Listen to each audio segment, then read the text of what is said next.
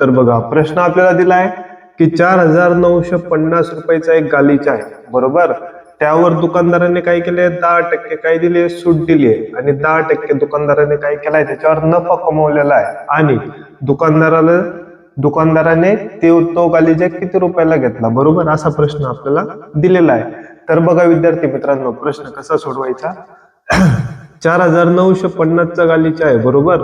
त्याच्यावर 10% सूट दिली, बरोबर. 10% सूट कशावर दिली, याच्यावर, म्हणून गुणिले 10% सूट देणं म्हणजे काय की 100 मायनस किती 10, म्हणजे इथे किती आले 90, भागिले त्याने 10% नफा कमवला. 10% नफा म्हणजे काय, जास्त, म्हणजे 100 प्लस 10 केले म्हणजे किती आले, 110, बरोबर. आता हेच कॅल्क्युलेशन सिम्प्लिफाय करायचं. बघा, हा शून्य कट, हा शून्य कट, 11 एका 11, 11 चोक 44, उरले किती 5, 11 पाचा 55, तो शून्याचा सचा तसा, गुणिले किती आले 9, बरोबर.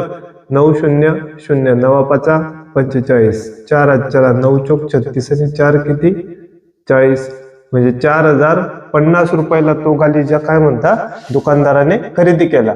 तर व्हिडिओ आवडल्यास चॅनलला सबस्क्राईब करा, लाईक करा, शेअर करा. जय हिंद, जय महाराष्ट्र.